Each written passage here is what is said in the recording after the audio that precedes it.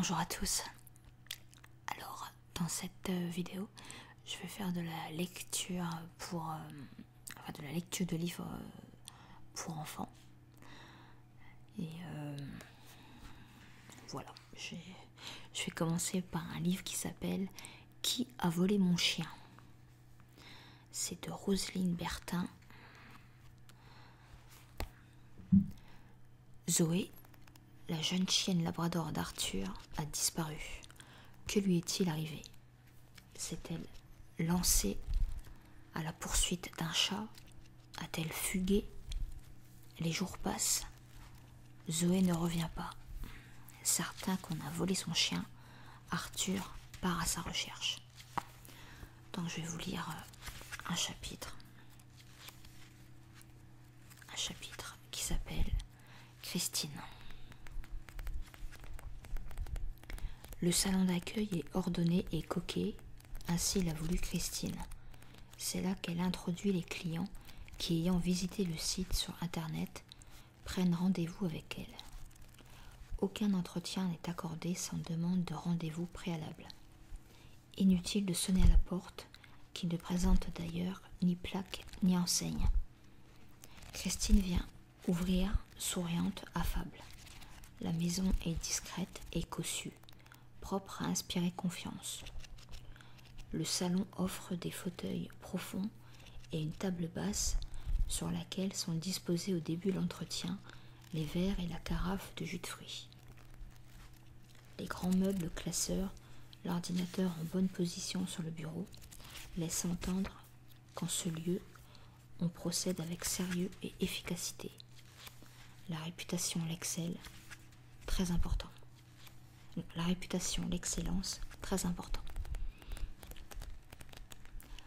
Lorsqu'elle a quitté la SPA où elle travaillait depuis 11 ans, Christine était bien décidée à créer une pension qui n'aurait rien à voir avec les refuges où les acheteurs déambulent devant les cages tandis que les chiens s'égosillent. Pas de curieux, pas de voyageurs en quête de l'improbable toutou ou minou qui n'adopteront jamais parce qu'ils ne sont pas fixés. Pas de pitié bon marché, ni de coup de cœur que l'on regrette ensuite. Tout se passe sur Internet, et si l'on est séduit par un animal, c'est lui que l'on vient voir et avec lequel on repart. Il n'est pas question de faire son marché, les animaux ne sont pas visibles. Celui que les visiteurs ont élu est amené dans le salon où ils ont tout loisir de faire sa connaissance. Depuis 2 ans qu'elle a ouvert la pension à 4 pattes, Christine n'a vu que 3 personnes repartir sans le compagnon qu'elles avaient choisi. Et encore, l'une d'elles est revenue 15 jours plus tard afin d'en acheter un autre. Vraiment, c'est une entreprise qui tourne bien. Retaper rapidement la maison héritée de sa marraine, aménager les bâtiments de ferme attenants pour y installer les pensionnaires et surtout séparer les deux, c'était une riche idée. Une idée en or, mais oui, pas moins. Peu de frais. Les chiens, les chats, il suffit de les prendre où ils sont. Il y en a partout. Beaucoup d'abandonnés que l'on place facilement, mais pour une somme modique. Ce n'est pas ce qu'elle préfère. Ce qu'elle aime, c'est subtiliser un bel animal, une bête de race. La faire maquiller par Hervé, qui est aussi habile à gratter un tatouage qu'à glisser une puce à la place d'une autre, falsifier les papiers et vendre assez cher un chien ou un chat qui ne lui a rien coûté. Moins cher que dans un élevage, toutefois, ce qui fait que le client est content. Prospecter, kidnapper, le jeu lui plaît. Une fois déduit les frais de nourriture des pensionnaires, ce qu'elle paye à Hervé pour ses coups de bistouri occasionnels et le salaire régulier mais modeste qu'elle verse à Fred et José pour les heures de gardiennage, soins et nettoyage qu'ils effectuent, le bénéfice reste conséquent, ce qui est somme toute le but poursuivi. Christine relit satisfaite la fiche qu'elle a rédigée il y a 2 jours et qui concerne Alizée, chienne labrador de pure race, âgée de 4 ans, qui vaudrait 8 à 900 € dans un élevage et qui sera en vente chez elle pour 600 seulement. Une belle bête, docile, gentille, bien éduquée. Elle a enfin pu la mettre sur le net, les poils ayant repoussé après l'incision pratiquée sous anesthésie dès l'arrivée de la chienne pour échanger les puces. C'est une fiche très élogieuse et Alizée devrait rapidement trouver acquéreur. C'est fou ce que ça marche bien en ce moment, le labrador. Par contre, il va falloir attendre pour lancer dans le circuit les 2 jeunes bergers allemands. Ils sont trop maigres, ils ont l'air tristes, ils ne sont pas présentables. Dommage, parce que les chiots sont toujours recherchés et d'un bon rapport. Mais c'est sa faute. Elle aurait dû attendre 1 ou 2 semaines de plus avant de les emporter. Elle n'a pas su patienter. Elle avait peur qu'ils soient placés avant qu'elle n'intervienne. Christine soupire. Ces 2-là lui donnent bien du souci, pourvu qu'ils n'aillent pas crever. Voilà, ça c'est le premier extrait. Enfin, le premier livre. Maintenant, je vais vous faire la lecture de... C'est le Club des 5. Donc, c'est 4 enfants et un chien. Donc, vous avez Mike, Claude, Annie, François et le chien Dagobert. Donc, celui-ci, donc c'est écrit par Enaid de Blyton. C'est celui qui écrit aussi Oui Oui. Alors, c'est au bord de la mer. Le Club des 5 pensait passer un été paisible dans une ferme isolée au bord de la mer. Mais dès leur arrivée, François, Claude, Mike et Annie apprennent qu'une rumeur terrifiante court dans la région. Certaines nuits, lorsque la tempête se déchaîne, un vieux phare abandonné émet d'étranges signaux lumineux aux bateaux égarés en mer. Cette lumière sert à attirer les marins perdus vers les rochers pour que leurs navires s'y fracassent. Quels dangereux pirates ont inventé cette manœuvre cruelle? Les 5 sont décidés à percer le mystère. Donc ce sont de sortes de jeunes détectives, à chaque fois il leur arrive des aventures. Donc je vais vous lire un chapitre. Dans la tour des pirates. Annie et Mike s'accroupissent eux aussi au pied de l'escalier. De l'huile, s'écrie ce dernier. Rappelez-vous les paroles du vieux Loïc. Son père utilisait justement une lampe à huile pour faire briller la lumière de la tour. Mais ces lampes ne sont plus utilisées aujourd'hui, objecte sa sœur. Bien sûr, les maisons sont équipées d'électricité de nos jours, mais vu l'état de délabrement de ce bâtiment, je doute qu'il soit raccordé au réseau électrique.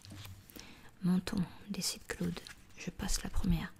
Faites attention à ne pas trébucher, tout est en ruine. La tour se dresse à côté de la maison. Ses murs sont très épais. Un escalier de pierre monte en spirale jusqu'à son sommet. J'imagine que les guetteurs regardaient la mer de là-haut, murmura Annie. Et ils attendaient les navires, continue sa cousine. Oh, Dagobert, s'il te plaît, ne me pousse pas comme ça. Tu vas finir par me faire tomber. La jeune fille atteint le sommet de la tour. Elle contemple la vue tout autour. La mer s'étend à l'infini, bleue et miroitante. Près de la côte, les vagues se brisent avec des jaillissements d'écume plus blancs que la neige. Mike arrive derrière sa cousine et scrute l'horizon, ébloui lui aussi. C'est un enchantement que le ciel brillant, l'océan étincelant et les remous dansants de l'eau. Des mouettes tournent et planent dans le ciel. Un vent léger souffle, ajoutant sa chanson au rythme des flots. Lorsque François approche, son frère lui conseille d'être prudent. Les murs n'ont pas l'air bien solides. Il est dangereux de se pencher. Apparemment, des pierres et des briques sont tombées, laissant des trous çà et là dans la vieille muraille. Vous voyez, dit Mike, c'est un endroit génial pour projeter des signaux lumineux. On ne peut rien voir de la côte. Au contraire, les bateaux doivent apercevoir la clarté de très loin, et lorsque la tempête fait rage, ils sont sans doute rassurés de distinguer les appels de ce phare. un phare qui les conduit à leur perdition, ajoute son frère d'une voix grave. Regardez ces récifs aigus, énormes, implacables. Ah, et vous voyez cette caverne là-bas, tout près des deux rochers jumeaux. C'est bien celle où on était l'autre jour. Tu as peut-être raison, acquiesce Claude, mais tu sais, toutes ces grottes se ressemblent. Je me demande comment les pirates venaient ici, intervient Annie l'air perplexe. Il doit y avoir un chemin quelque part. François réfléchit. Leur moyen d'accès à la tour est forcément souterrain, affirme-t-il enfin. Souvenez-vous de l'amas de ronces et d'herbes qui encombre l'entrée. C'est bien la preuve que personne n'a emprunté cette voie depuis des années. Les pirates passaient forcément par un tunnel, sous la terre, qui les conduisait directement à l'intérieur de la tour. Il y a un silence. Tu as raison, déclare Claude. Il y a sûrement un passage secret quelque part. Je me demande bien d'où il partait, peut-être d'une des maisons du village. On devrait parler moins fort, l'interrompt Annie en baissant soudain la voix. N'oublions pas que nous ne sommes peut-être pas seuls dans cette tour. C'est vrai, acquiesce Mike, regardant tout autour de lui, comme s'il s'attendait à découvrir un espion. Vous voyez cette grosse auréole au coin de ce mur? Je parie que c'est encore de cette tuile qu'on a vue sur les marches. Il se penche sur la large tache et la renifle. Oui, c'est la même odeur que tout à l'heure, confirme-t-il. Je parie que c'est à cet endroit qu'est habituellement posée une grosse lampe à huile. Et tu crois que c'est cette lampe qui éclaire la tour? Demande Annie d'une voix blanche. Certainement, répond son frère. Mais qui peut bien venir jusqu'ici pour allumer cette lumière? Et pourquoi emprunte-t-il un chemin secret? Pourquoi la Benjamin du Club des Cinq? Poursuivit la Benjamin du Club des Cinq. Il y a un silence. Les jeunes enquêteurs ont tous la même idée. Vous ne pensez pas que ça puisse être Monsieur Éloin? Demande François. La première fois qu'on l'a suivi, Mike et moi, pendant l'orage, on n'a pas découvert pourquoi il se promenait dans la campagne. Tout ce qu'on sait, c'est qu'il a menti à sa femme, en lui faisant croire qu'il allait s'assurer que le poulain allait bien. Mais à la réflexion, il se rendait certainement à la tour. D'ailleurs, souvenez-vous, Yann a dit qu'il avait vu le signal lumineux ce soir-là. Les enfants n'aiment pas cette idée, mais reconnaissent que le fermier a un comportement très suspect. En plus, ajoute Claude, on sait qu'il fouille les poches des gens. On l'a vu nous-mêmes. C'est évident, ce type est un bandit. Alors qu'est-ce qu'on fait? Questionne Mike. On cherche l'entrée du passage souterrain? Oui, approuvent ses compagnons. Bonne idée, descendons. Annie s'engage la première dans l'escalier en colimaçon, mais elle s'arrête brutalement. Allez, avance, gronde sa cousine. La fillette se retourne, une expression d'inquiétude sur le visage. J'ai entendu un bruit en bas, bégaye-t-elle. Quoi? Remonte vite, la presse Claude. Elle obéit un peu effrayée. C'est peut-être l'homme à la lampe, faisons attention, recommande François. Mais que faire? Demande Mike. On ne peut pas rester au sommet de cette tour, en espérant que l'inconnu s'en aille. Attendons un petit moment, propose l'aîné du groupe, et tendons l'oreille. Il s'assoit par terre en silence. Claude tient toujours Dago. Ils écoutent. Ils ne distinguent que le vent soufflant autour de la vieille tour, les mouettes s'appelant entre elles. Ils entendent le sifflement de la brise dans les hautes herbes, au pied des murs, mais rien ne vient de l'intérieur de la tour ou de la maison abandonnée. C'était sans doute un rat ou un lapin, conclut Annie soulagée. Oui, sûrement, approuva sa cousine. On descend? D'accord, acquiesce Mike. Passe la première avec Dagobert. Si quelqu'un nous attend en bas, le chien lui fera peur. Mais à cet instant, un bruit leur parvient distinctement. C'est une sorte de froissement. Puis le silence revient. Allons voir, décide François. Résolument, il descend l'escalier. Les autres l'attendent, et ils osent à peine respirer. Dago accompagne le jeune garçon. Il n'a pas eu l'air inquiet quand le frottement s'est fait entendre. L'aîné des 5 ralentit sa marche. Que va-t-il trouver? Un ennemi ou un ami?